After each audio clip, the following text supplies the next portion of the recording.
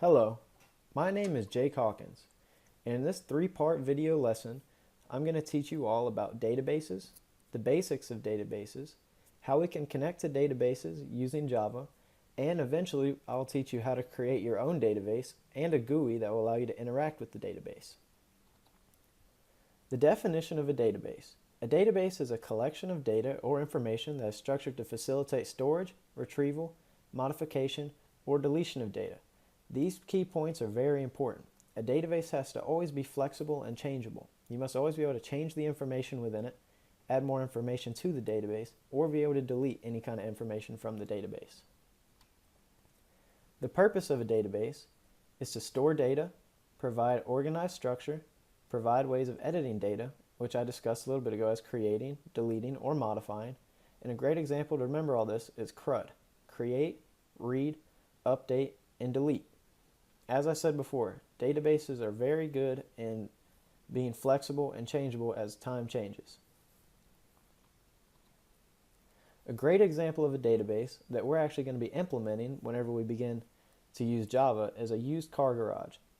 A used car garage is going to contain variables for cars, for different cars, and then each of those cars is going to contain information about the make and model of the car and the price of a car.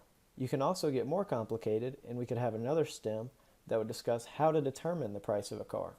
But for what we're going to do, we're going to keep it simple and keep it like this. A list. A list is very different from a database. Lists are typically like spreadsheets you would see every day in like Microsoft Excel. Lists are very good and they're very common whenever you're making something with small amounts of information. A good example of this is like a list of people who are going to come to your birthday party. But lists can become very problematic whenever you're storing a lot of information. Lists contain issues with deletion, updating, and inserting. Lists have these problems because it's very easy for users to mess up the lists. Whereas in a database, the database is controlled and prevents the users from making these mistakes. A relational database is a database that is made in order to establish relationships between the types of stored data. As I discussed earlier, we could have a table talking about cars and their prices, and we could have another table determining how to create the price of a car.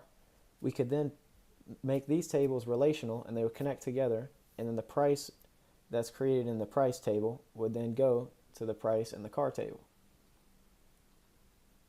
The structured query language is almost like our Java programming language.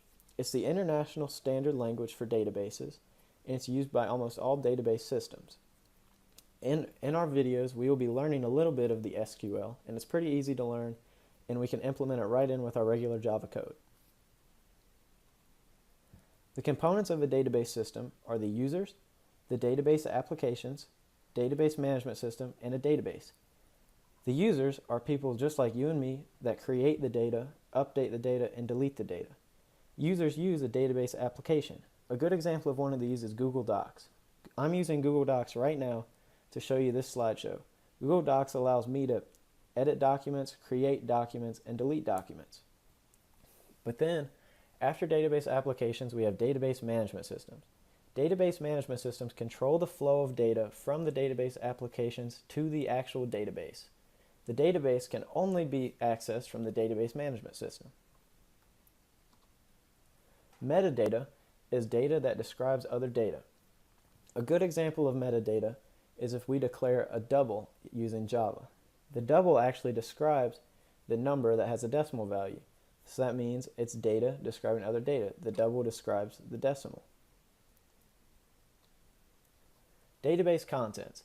Databases contain data, which we talked about as just information, metadata, which is data that stores other data, overhead data, and what overhead data is it tracks how databases use and makes databases more user-friendly. And then we have application metadata, which is used by applications that rely on multiple databases. Now, what can a database management system do? A database management system can be used to create a database, create tables within a database, read databases, edit databases, and control the database. The GUI that we are going to be making in the third video will actually allow us to edit a database and edit the tables within the database that we create. So it could be thought of as a database management system. And that really sums it up for the basics of what databases are, how they're used, and in the next few videos we'll get into how to implement it into Java, and then eventually we're going to make our own database and then make a GUI that will allow us to access and control that database. Thank you for watching.